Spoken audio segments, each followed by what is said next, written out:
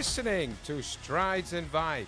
Whether you're on a long run, a lunch break, or stretching out with your foam roller, welcome to the podcast all about moving better, living healthier, and vibing higher. I'm your host, Mario Bulks, elite running coach, ultra endurance athlete, and founder of Healthetica Coaching, coming to you from the trails, tracks, and streets of Gadigal country in Sydney, Australia. Each episode, I'll bring in guests from all walks, from coaches, athletes to world-class performers, as well as doctors and professionals in their fields, to unpack their stories and explore the mindset shifts, science, and practical strategies that help us go the distance in running and in life. So, lace up, tune in, and let's move towards a better you, one stride at a time.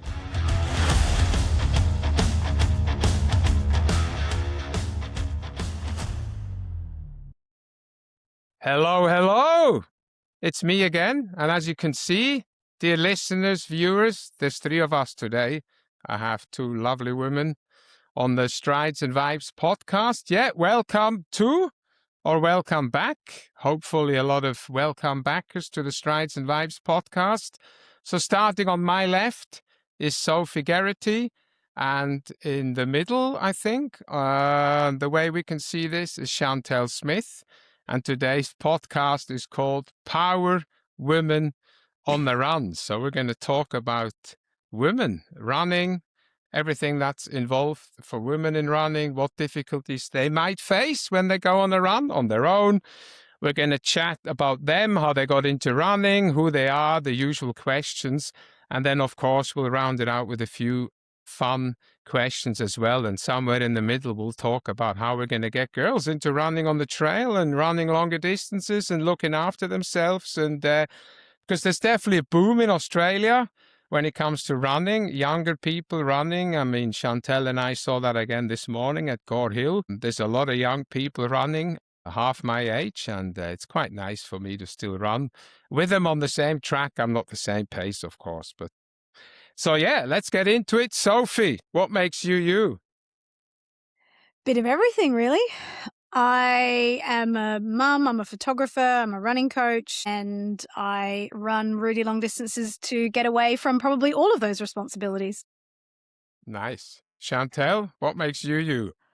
Yeah, I think similar to Sophie, I am a mum, a runner. I am not a coach, but I've been coached quite a lot, which is nice. I think what fuels me a lot is blind optimism. I like to give things a go.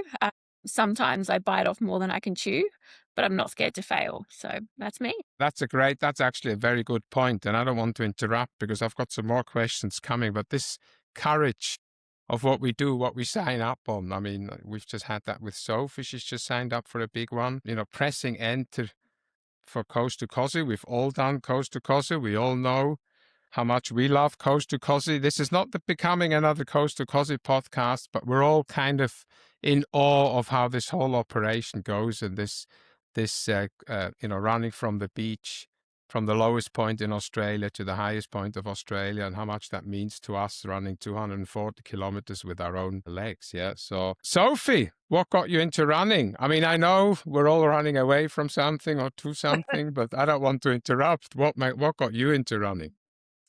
For me, it probably started, I think I've spoken about this on a couple of podcasts. It started as, sadly, probably more of an unhealthy motivation as a weight loss tool. I am very open with the fact that I struggled with an eating disorder for over 2 decades, and it started as another avenue to try and kind of feed that. Ironic choice of words. And it probably wasn't until I moved here and started to explore running more and what my body could do and got, I guess, more help for what was going on for me mentally, that I then kind of really started to understand what my body was capable of. And I realized that if I wanted to be able to push myself and do some of the distances like a Coast to Cozy, you can't exist in both of those worlds at once. Your body just won't let you. And so I started to try and treat my body a little bit nicer and push it in other ways and fuel it properly. And it's now become something that I'm obviously incredibly proud of. But yeah, for a long time, it probably wasn't the healthiest habit, but it's led me to a good place. That's a great answer. Thank you. I think it's the reason and the whys. Everybody talks about this. You can look on YouTube and everybody and all as soon as the distances get a little bit longer, we have to have a big why, why we do this and why we even started. Chantelle, what got you into running? I know you've been fit all your life. Yeah, look, I think I played a lot of sports when I was younger. And then as soon as I hit teenage years, everything stopped. And so that's, part of why I am super passionate about trying to get teenage girls staying in sport as long as possible. But it wasn't until I had my second child, so my daughter, and again, probably started from being in a really low place. I'd lost all identity of who I was. I'd become basically, feeding, looking after kids. There was nothing in my life for me. So I was in a bit of a dark place, decided one day that I needed to do something different. Looked at lots of podcasts and different things online. And a lot of it was get outside, get some fresh air, sunshine, big thing. So I went for a walk, first walk in years. It was just me, sunshine, and it felt amazing. Like, it wasn't a long walk. It was, up the street and back. And just that little bit of freedom for me left me with wanting more. So decided to sign up for a marathon, what you do. Before I'd even started running, I needed something really big and bold to work towards, I think, to give me that little bit of space of the permission to get out, do the training, really prioritize me. So signed up for the marathon and then started training.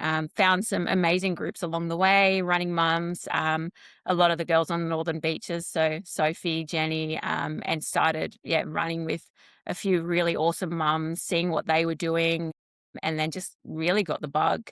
I loved the way that running made me feel. And I loved having a goal for myself, which I hadn't had in a very, very long time. So that was something that, really kept me running after that first marathon. So that's my journey. Just thank you. I love that. It's just anyway. Signing up for a marathon. Who needs 5Ks anyway? I don't recommend it to everyone. I never ran a 5K. My first race was actually a 10K in the UK. I was going to say, Chantelle, I think it's really important to caveat that not everyone needs to start their running journey with, just going to go do a marathon. Like, some people work slightly differently and maybe go, I just want to run for 1 kilometer without stopping. And that's a great journey too. Absolutely. I 100% agree. Definitely. There's a lot of people in this world who ran their first marathon and never ran again, because they hurt themselves, I guess, So I know a close friend of mine, or we used to run together, that happened to her. So it's, Just a follow-up question, Chantelle. You tie your running with a goal and the way it makes you feel, and having, some sort of structure, I guess, if we can call it like that. Does that tie in with your role during the day? Because I know you've got a full-time job as well, which is something we need to touch on as well. Us normal human beings, we have to work for a living, and then we go running whenever we have time. Does that tie in, or do you think, nah, I want that totally separated? Yeah, I think for me, I need it separate. I'm a manager. I've worked for KFC for 25 years.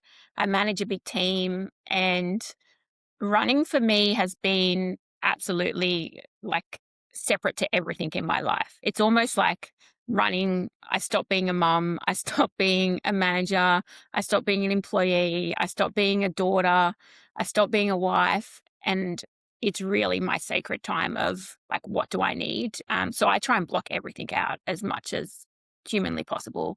I try and turn my phone, my notifications. I don't have notifications on my watch. I don't want to know about what's going on in the real world when I'm out running. So I really try and keep them separate as much as possible. The mind always wanders. I mean, you can't go out for a run and not think about everything. I do obviously try and solve the world problems as I'm running. That always kind of comes into play every now and then, but it still gives me enough space away from everything else. Excellent. Sophie, how do you tie it in with what you do? I know you do a lot of things. How does it work for you? I feel like I have a lot of overlap in my life. I did my long run on Friday last week, and about 12 Ks into my long run, I get a call from my son's school to talk about his behavior. And I'm like, next time I'm raw dogging it and I'm leaving everything at home so I don't have to have those kind of conversations. I think for me, I find it almost harder to really disconnect and switch off if I know I am completely disconnected. I have that almost, suffer from anxiety and feel like the world is literally going to implode if I'm not contactable. So there's probably a nice, healthy middle ground in there somewhere. Yeah, and I find that a lot of my photography clients kind of overlap in just in terms of, the conversations that we get to have and when we talk about, kind of mindset and performance and intention and things like that. So I feel like it's always me in whatever I'm doing. I like to think I'm pretty much the same person, kind of regardless of what I'm doing. Yeah, I think there's just that kind of overarching theme of who I am as a person, and it just kind of gets interjected into like, well, today it's a person, it's Sophie, but taking photos, or it's Sophie going for a run, or Sophie being a mum. So you just mentioned you think about things on the run, of course. So what's maybe one thing that you, and I like that you mentioned the long run. It was on a Friday, people. We fit things in whenever we can, of course, because I know you've got, mother duties over the weekend and all these other things that go on with kids sports and stuff. So what's one thing you think about on every solo run? That's always something that interests me. Is there, do we go straight to work, or do you go straight to work, or do you straight go to your kids? What's that? When you start your run, what happens?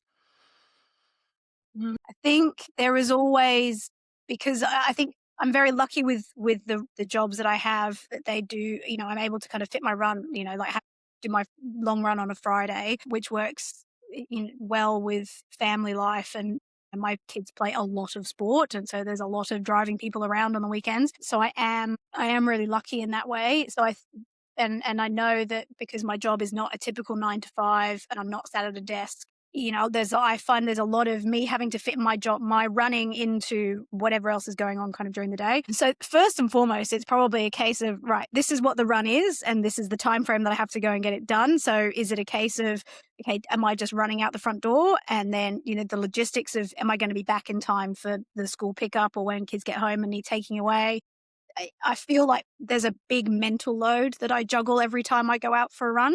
And so that's probably the first thing is kind of, where am I running? Is it am I going to get the distance or the time done, or is it hills or whatever it is?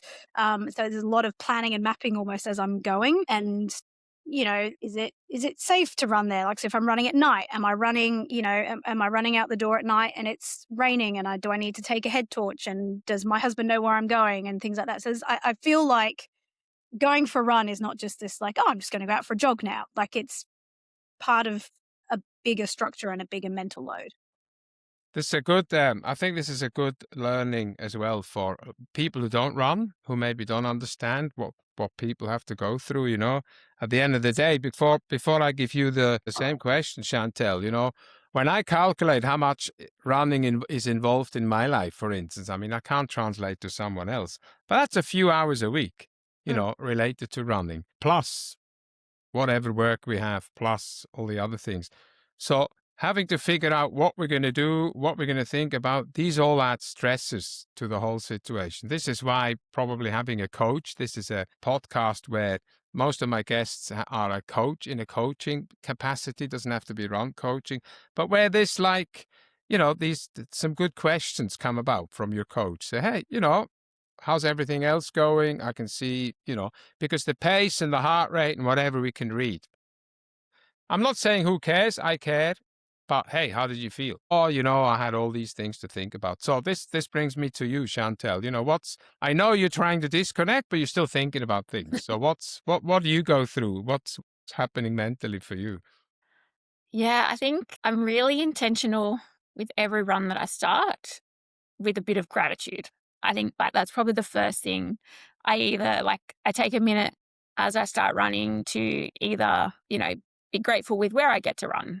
We have some amazing, beautiful trails out on the North Shore. I love to, I guess, just take in like what's going on, like listen to the birds, listen to the rustling of the lizards that are always scurrying along, making sure they're not snakes, but still listening intently. I think for me, I really like to just take a minute, like, have a body check, like, how's the body feeling? Like, grateful that I actually get to run, like that the legs are feeling good, or that, the niggles aren't too bad, that I can run. So I really am intentional to make sure that I do have space for gratitude to start every run. That's probably a big one for me. Then during the run, I mean, it's really dependent on where I'm running. Like, trails for me is where my heart is. Like, it's just like, it's my happy place. And I spend more time just looking around me and just being thankful that I get to spend time in nature. So I probably switch off way more out in the bush than I do when I'm on the road runs and kind of doing you know, the ones that build the base that we know that we have to do. But I find more joy in trails. I think aside from that, it's really, there is mental load. I do try and switch off, but I do also take some time to, plan out, the week, what it looks like. When will I get to do the next run? What do I need to move or juggle, or those sorts of things? I am usually very tight on time, so I don't have a lot of time to faff around. I've got to get out there, get it done, and then I'm usually racing somewhere else to get something, to pick someone up, or to, get to a meeting or whatever it may be for the day. So there's usually a little bit of pre kind of preparing myself for what's coming. But I do always intentionally take some time to just be grateful for that I get to run and where I get to run most of the time as well. Yeah, amazing. I love that. I have to be honest. I start every race with that. So gratitude, say thanks to the body. There's my little story, a coast to Cosi for a later time, how wet I got my shoes immediately before we even started, because I had to touch the sea, of course, or the water. I think this is such an individual thing, why we run, how we operate, how we do things. But I would like to share with the audience how long it takes you, Chantelle, from out of bed to running.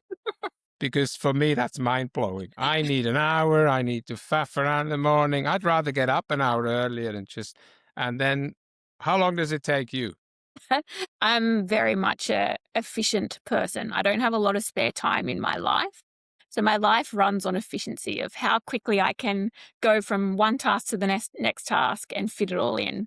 So I have a record of getting out of the door, waking up the key is, the speed sessions on a Wednesday, which is I wake up at 5, I'm out the door at 5:06, and then straight off to the session. So I do have everything organized the night before. So, I have the shoes outside, the clothes are already outside the door, the drink bottle's ready to go, the keys are with the drink bottle. So it is very efficient. But yes, I do work on very much how can I make everything fit in as well as I can, because there's not a lot of time spare for us to just fluff around. Do you know, there's a reason I asked this, right? We always get people, how do you fit it in? How do you get everything in? How do you even, when I'm traveling and people ask, what time did you get up? You're still having breakfast. And I says, yeah, you just get up earlier and get it done, and also in the evening and all these things. I tell a lot of my athletes and people around me in my network that the week has 168 hours. That sounds like a lot, but it soon goes away when you're not very organized. Yeah. Sophie, how do you approach this? I know you can't be, in the mornings. I know it's hard for you because you have to do it during the day, but how do you plan it? I'm just, people need to learn how this works. Yeah. It's possible. We can actually do it with kids, Absolutely.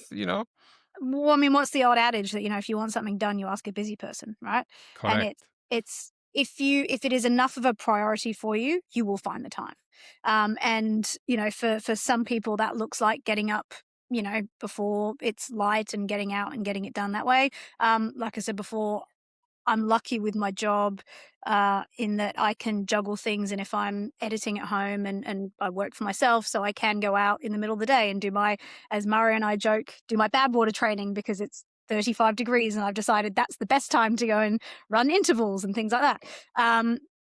So it's very much, knowing that I'm going to carve a chunk of my day out, and it could be the morning, it could be lunchtime, it could be 9 o'clock at night. It kind of doesn't really bother me, and I see it as part of my training for if I'm running an ultra, if I'm running 100K, I'm running at 6 o'clock in the morning, I'm running at 2 o'clock in the afternoon, and I'm running at 10 o'clock at night. So actually, it's probably not a bad opportunity to have exposure to what that feels like, across the course of the day anyway.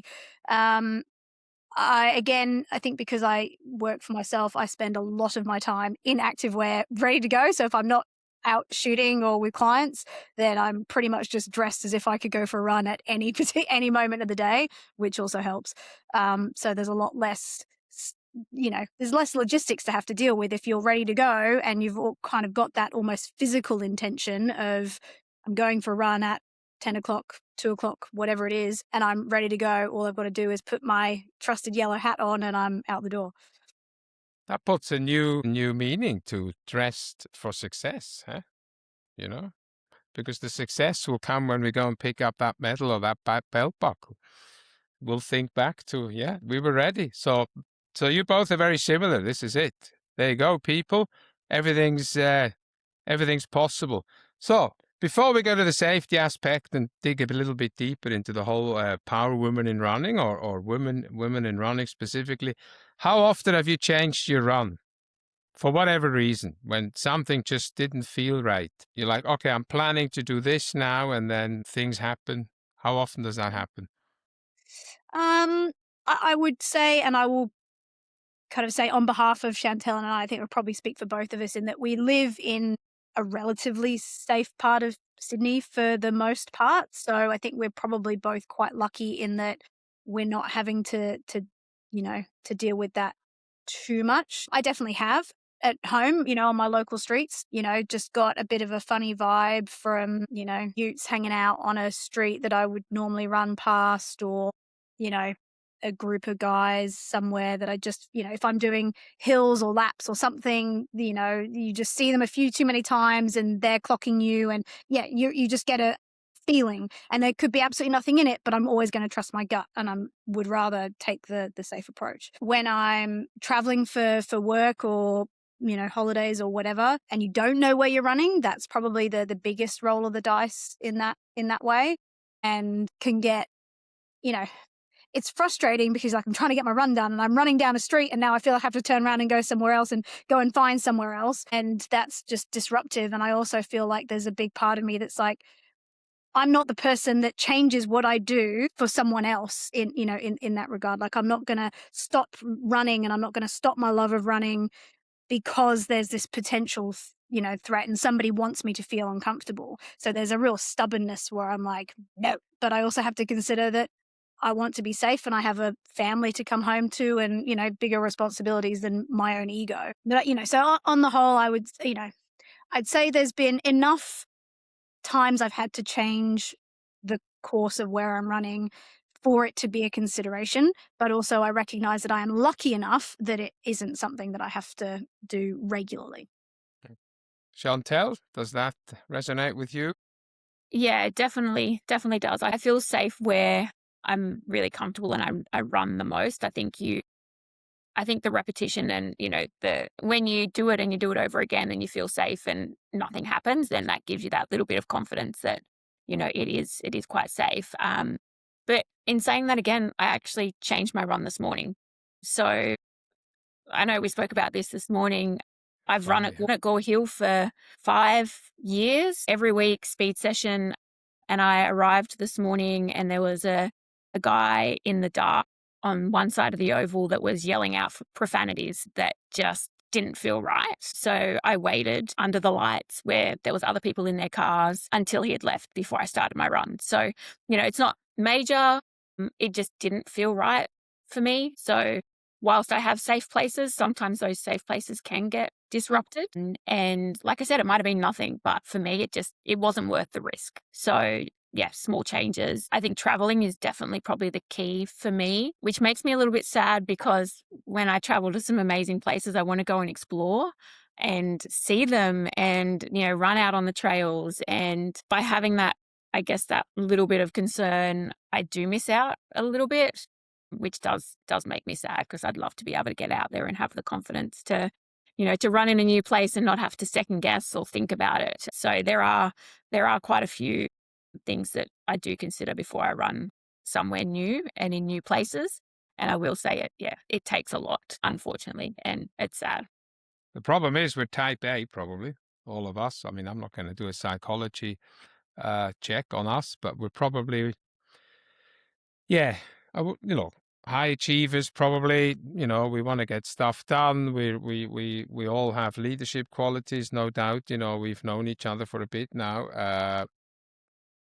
So that allows us to just go through maybe 3 things that people can do when they travel or when they go out on their own. I can add mine, but obviously I want to listen to yours first, Chantelle, because you've just mentioned the traveling bit, which happens to me a lot. I mean, I have years when I'm away 3-4 months. Of course, for me, it's a lot different, and this is why we're talking to you guys today.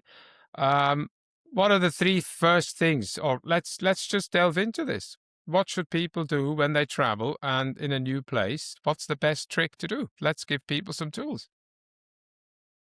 The big one I do is Strava.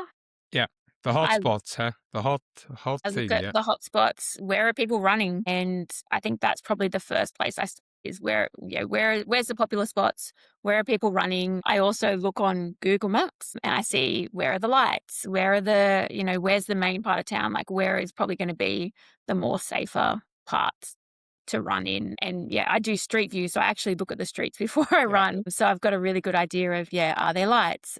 Does it, is it a dead end? Is it, can you kind of, I guess, have clear access to what it looks like as well. So they're probably the first 2. The third one, I probably use social media as well. So I look for run groups in the area. So I was in Dallas at the end of last year and wanted to run, but again, had, a few experiences that kind of rattled me a bit. But I wanted to be brave. So I looked at a few run groups in the local area. I looked at where they ran, kind of followed where they ran. If it didn't suit with timings of when I needed to run, I ran with a few run groups as well. So I usually join up to the local area run group and try and jump in some runs as well, just to have a little bit more, I guess, safety around me. So they're probably the 3 main things that I do when I travel, and I travel quite a bit. So that's my hacks of trying to still get out there. Perfect. Thank you very much. People, jot them down, write them down. This is important. This is for women and men. I mean, I do similar stuff. Sophie, what are your 3 hot tips? Yeah, so it's, I guess, similar to Chantelle, the Strava heat maps for me is absolute gold because, you have to kind of, make the assumption that if other people are running there and, that heat map is nice and dark, so it's been used a few times and, you're probably on to a winner. I will normally ask, if I'm in a hotel or something for work, I will normally ask like a hotel reception, kind of where's any recommendations for good spots, whether it's, asking them if it's a walk or something, where's well lit, things like that. And that's how I found out about, so I go to Brisbane a lot for shoots, and you say like South Bank, which is lit up and is amazing. Like that is probably one of my favorite places to run at night because it's well lit, it's populated, there's like it's really pretty and there's bubblers and stuff everywhere. So that's awesome. So I'll normally ask, kind of hotel staff on reception for some suggestions as well because they tend to be locals. And source, Chantelle mentioned it before, Running Mums Australia, amazing Facebook group, amazing network, which is probably not limited to just Australia either. And so I'll always, I'd pop in a note in there to say I'm going to X location. Can anyone recommend a 5K loop, long run on trails, road, whatever my parameters are, and also throw out to them like to say, does anyone want to go for a run? Anyone want to, meet up and join me on my run as well? And then you've got some company and some local knowledge, which is also great. I like that. That's Running Mums Australia. I mean, how many members are there? And there's found some woman, some mum will have been there and said, hey. Absolutely. So the only thing I would add is if you have the opportunity, you get there the evening before or you're there the day before you want to go for a run in the morning. If there's a running shoe store, I would pop in there and see what's going on. Or on the off chance, hit that running shoe store at 6 a.m. in the morning and probably someone will start running from there. So that might be the other trick that I would use. But other than that, yeah, I think we've hit the nail on the head. Perfect. What's the biggest risk right? I need to get into this now. What's the biggest risk people don't actually realize women have when they go out for a run? Or you can say, look, I don't really want to answer this. I'd rather say an incident that scared me big time. no. And then, I mean, I think the biggest risk is safety, right? Is there's been enough reports in the media of women being attacked, losing their life, not making it home to their family. And unfortunately, every time that happens, that plants that little bit of seed, right? And it takes, unfortunately, I think in life, it always takes something really extreme and something really unfortunate happening for us to sit up and take note and make changes in our life, or whatever it is. I think that's women's safety when we're running is no different. So I think knowing not just about something, happening to me personally or to a friend or whatever, but knowing what you are leaving behind and or it be the lesson that you're leaving behind, the legacy. When I've had some pretty uncomfortable things happen to me on runs, and yes, it's maybe changed my direction, or it's maybe nervous to go out the next time or whatever. And one of the things that I always think about when I get home is, how am I going to talk to my children about this? Because I have boys, Chantelle has boys as well, and I want my boys to grow up knowing, the difference between right and wrong, but I want them to understand how unfortunately, in some instances, even somebody's presence can make a woman feel uncomfortable if it's in the, wrong place, wrong time, and how important it is to be aware of the impression that you give other people, and to what can they do as they get older, because they're not that big yet, but what can they do when they get older to try and break down these barriers a little bit, and to help women feel more comfortable, and to champion women to getting out there. And it goes back to what we were talking about earlier with inclusivity, and how do we keep teenage girls in the running game and in sport in general. It's such a massive conversation, and it starts with hopefully some really simple solutions. Yeah, look, it's as fun as it is to talk about running and everything, but we also need to sometimes just touch on the serious subject. So this is why I asked Sophie the question, Chantelle, what's the biggest risk people don't realize when women go out for a run? Yes, what do you leave behind, and so on. So what are your thoughts on this, women? And maybe have an example of where you thought, what, this is out of order, this shouldn't happen, we need to make some changes. Yeah, look, I think like there's been a lot of instances that I've had happen to me personally, and I think there's also a lot of fear mongering in the media as well, which kind of adds to that and kind of fuels, I guess, that little bit of like reservation you do have around safety, especially as women. I think probably sometimes it's the small things. It's running along the highway and getting yelled at out of a car, which it might seem small, it might seem minor, but when you are running and that's your space and your time and you're in the zone, it creates such an immediate response. Like your heart rate like jumps. Like you're like, wait, what just happened? Like it's an immediate like shock, the body. And like you can see like on your heart rate, like it spikes. Takes quite a while to then like relax again, like just, get through the moment. But then the processing that happens with that as well, like that, then it almost completely takes over the whole run. And there's so much processing that goes behind it. I mean, around the fact that, people feel entitled to be able to yell out and scream at people as they're running, no matter what they're saying, whether it's a toot or whether it's, some other not nice stuff. I think then like it's the cycle of like, were there other people in the car? Like, did their mates say something that, hey, that was a bit dumb. Like, why'd you yell out? Like, then I guess it then just creates that narrative. And then I guess like you get a bit angry as well. You're kind of like, hey, I was out there. This is my run. This is my space. I should be able to run along the street without being yelled at or tooted at. So I guess there's a lot of things like that might seem really minor, but it actually has a big impact when it happens. And there's certain places I won't run. Like I avoid the highway at all costs because the likelihood that something will like yell out or toot or like it is very likely that it'll happen. I'll change what I'm going to wear for my run. So it might be, the hottest day. And I'm like, if I've got to run close to a highway or where I know there's a lot of traffic, then I'll make sure that I am covered up, which again, they're probably things that might seem minor, but when you actually have to go through that before you go out the door going, hey, am I going to be near people that might yell out? Like, I'll go get something different to wear, put some extra top on or whatever it looks like. And I think that when you already have a big mental load, actually it adds, it builds, and it makes it hard to still have that freedom. And when you have to constantly think about these extra things that other people in society might do, it's tough and it's exhausting as well. Like it adds that time. Yeah, it's just little things that just build and add up.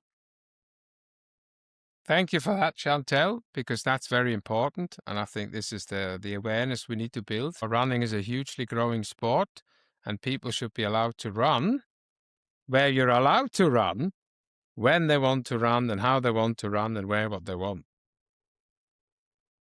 I've never had to think, what am I going to wear to be tooted at or not, right?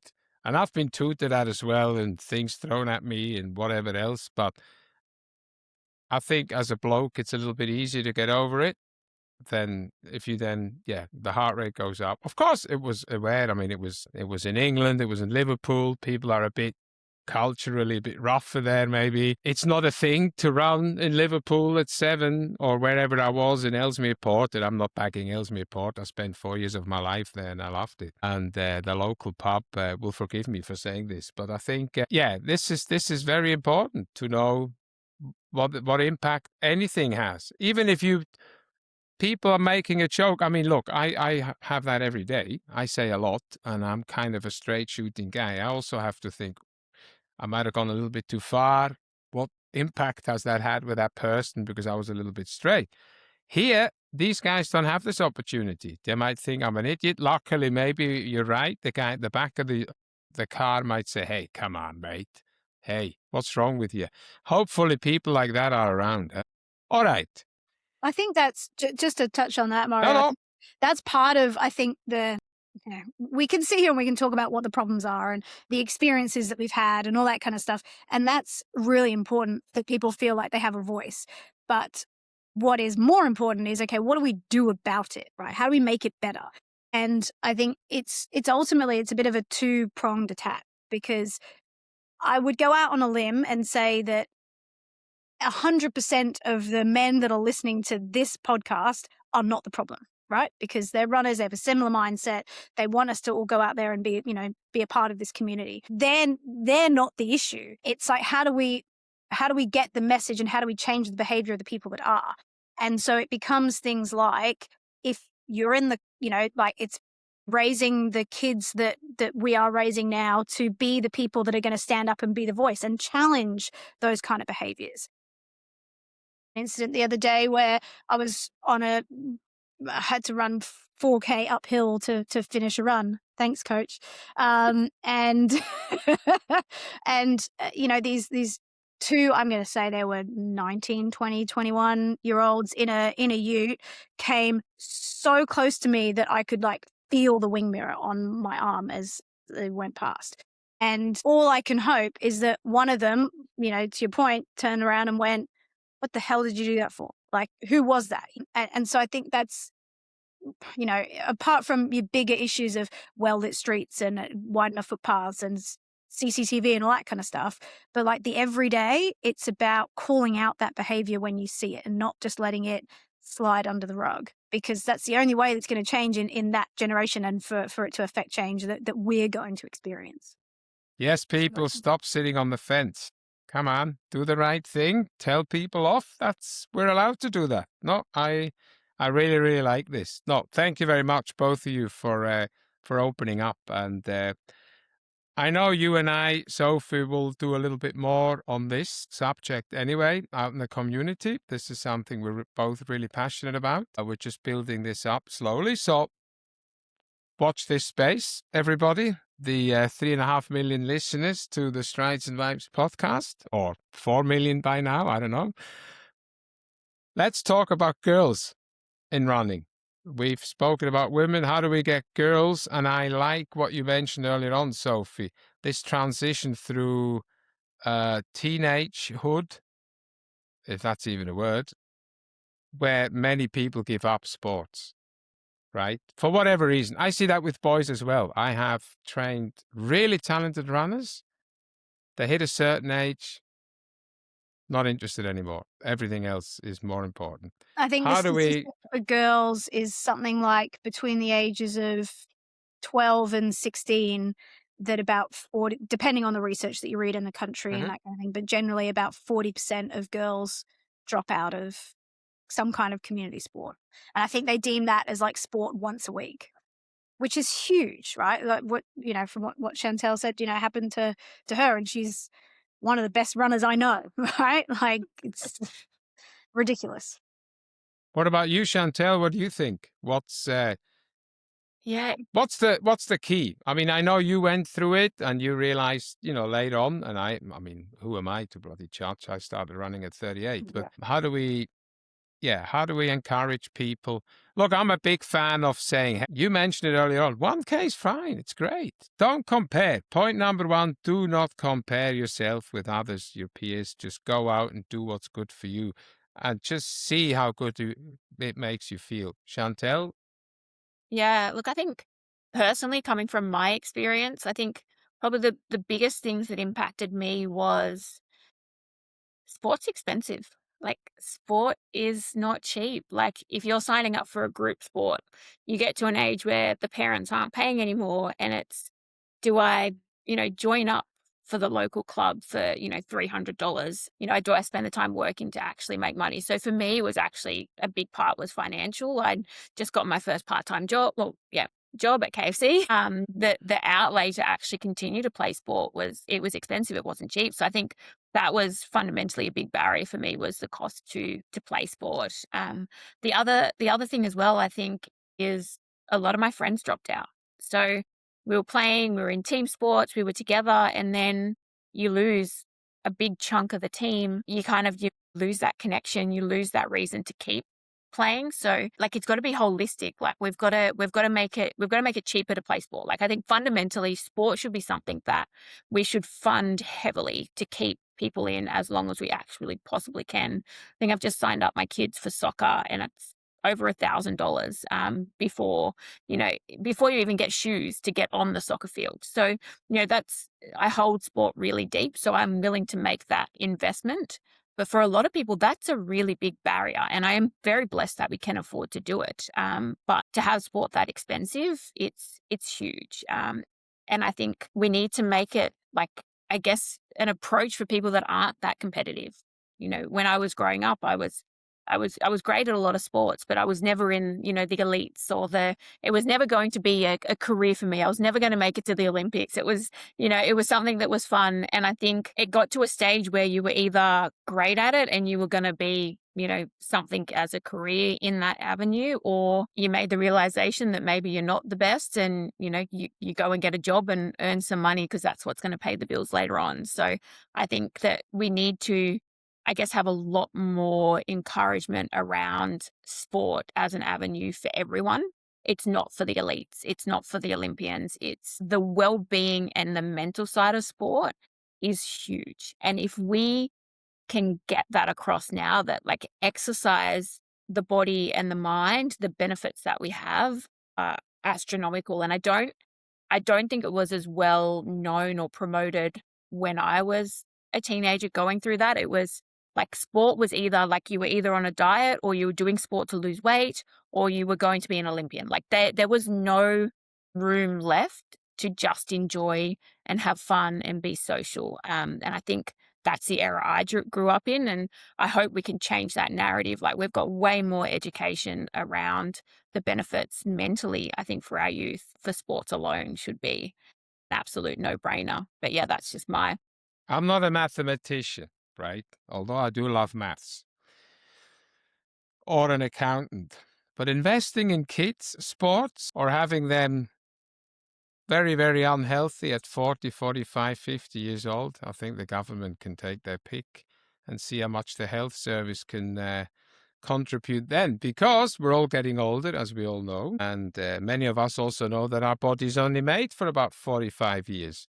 So when this model was made, this Adam and Eve model, or whatever people want to believe in, our body was only made when it was created for 45 years. Whoever created it, doesn't matter. And everything else, I mean, we're all in that kind of, I know, Chantelle, you're just a little bit younger, but this is kind of, now we need to start thinking, that starts way back when people are 10 years old. I mean, it doesn't have to be where people are forced or kids are forced, but there's certainly countries out there, and I don't name any, where kids sport is free. Competition is not even a thing until they're 12 years old. And these countries, funnily enough, compared to other countries, have just cleaned up at the Olympics and the Winter Olympics. So, I mean, there is something in there where, yeah. Would you like to add something there, Sophie? Because I know, obviously, yours, that's fine. Go ahead. This is the platform. Your Yep. kids' sport will not be cheap either, I can imagine, yeah? So I was not a sporty child at all. I did everything I possibly could to avoid any form of exercise. I was also a very unhappy child. So I actually wrote a research paper about this not that long ago, specifically around girls in sport.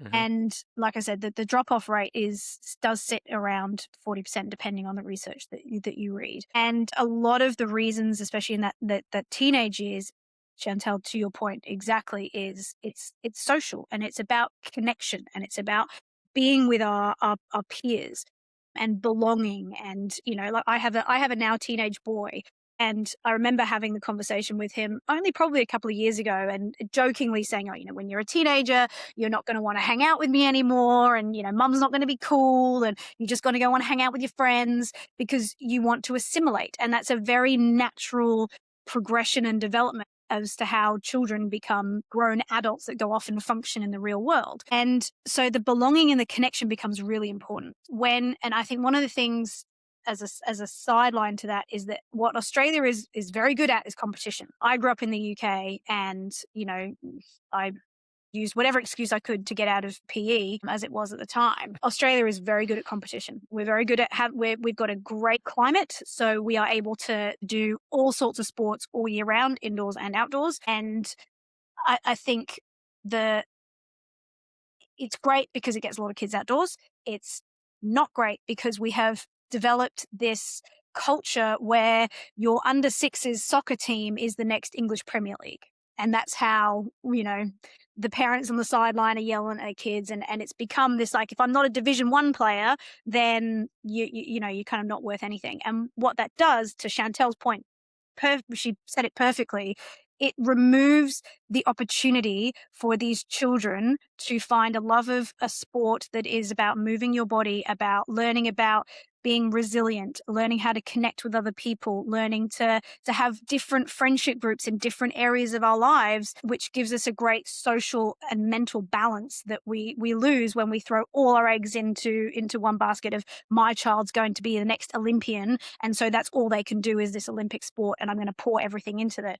There is a reason that Olympians and elite sports people make up the 0.000% of the population. For the rest of us mere mortals, it is going to be much more beneficial for us to find a connection to something that we love to do. And I'm sure all three of us have had the conversations where somebody that we know that, say, doesn't run or maybe does park run religiously looks at the distances we run and goes, oh my God, I'd love to be able to do that. And oh, I wish I could run, but I don't love it, and whatever else. It doesn't matter. If you don't love running, do something else. Exactly. Go find rock climbing or go join a team sport or something like that. Team rock climbing. Rock climbers make great runners. Is that a thing? Absolutely. But I think apparently, yeah. Apparently, from a young girl's perspective, when you look at the developmental phase that they're in, mentally and emotionally and hormonally, and you give them the opportunity to thrive in a group of girls who are going through that, and they are able to connect, that can build a lifelong love of the sport, the exercise that they're doing. Chantelle talking about the cost of a sport, it's astronomical. It's ridiculous. And again, we're very lucky that we are able to find the finances to be able to allow our children to do that. And we even talk about it from a running perspective. Like, isn't running supposed to be the free sport? Sorry. Pretty sure I just dropped $1,000 on a UTA miler entry. And that's just that's before I've driven there. That's before I've trained for it, got accommodation, and all the other things. Like, it is not a cheap endeavor. And I think there's so much that can be done and so much that needs to be done. And it's not just about, here's another grassroots program and here's CISA in schools. I look at my son's high school, they have just reduced PDHPE to once a fortnight. these are teenagers. These are kids who, for some of them, that might be the only access to sport and exercise that they get. And now you're saying you can only go and move your body once a fortnight. What's that teaching them in the long run? Yeah, probably they have nobody who can teach it. That's the bigger problem, probably. Yeah? Well, yes, you're talking about, kind of, well, they need more time with maths and literacy and all that kind of stuff. And yeah, but you're also in charge of, for those hours of the day, you're also in charge of the mental well-being of my child. And we all know what the endorphins post-exercise do for us. We all know how great we feel after we've been for a run. So yeah, there's a huge gap. You talk about the lack of options for just girls, especially, to be able to go and just play sports and just hang out and kick a ball or whatever it is. Our local soccer club, they had 2 girls teams in a particular age group, and I did a mentoring research session with them, and they took these 2 teams that were both completely social teams, and the club, the overarching soccer club, said, no, you have to grade this year. So they made the team grade, and then they split them up, mixed them up, and had a completely different makeup, and went, right, now you're a Division 1 team and you're a Division 3 team, and made them go and play. And the girls all sat there. These are 14, probably then 13-year-old girls. And they went, but we don't want to do it like that. We just want to play with our friends. Right. No one asked us. They asked the dad coach, and the dad went, yeah, I want a Division 1 player. And then half of them all quit. They all quit. They didn't go back next season. So running's the thing. Rounding out people. Girls, get into running. Join a club. Come with us. You don't need. Just come with us. We're the 3 of us will be out there very, very soon. We'll rounding you up. You've got a few hints and tips how to keep it safe. I think for parents listening in, encourage your kids to go for a run.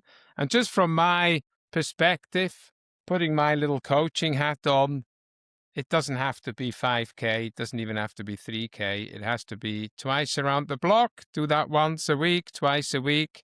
Enjoy it, and you'll feel a lot better about it. Huh? Before we finish, just a few little questions just to round this out. To both of you. Finish the sentence. Whoever wants to go first can go first. Running alone feels like.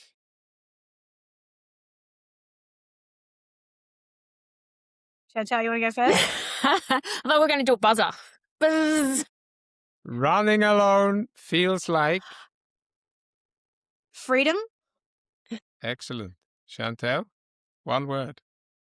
I would say empowering. Excellent. I love that. If you could change one thing around running culture, what would that be after what we spoke about today? Do you. Just do you. If you want to run to the end of the block, run to the end of the block. If you want to run a marathon, you run a marathon. I think one of the things, I know it's meant to be one word, but I think we're such sticklers for comparison. And I really get upset sometimes, and I hold back with telling people how far I run, because then it comes that whole narrative of I just run this. And it's just, you don't just run anything. You run, you are a runner, you run, and any run, in my opinion, any exercise, in my opinion, is amazing. So just do you and be proud of what you do. Absolutely. Excellent. Sophie?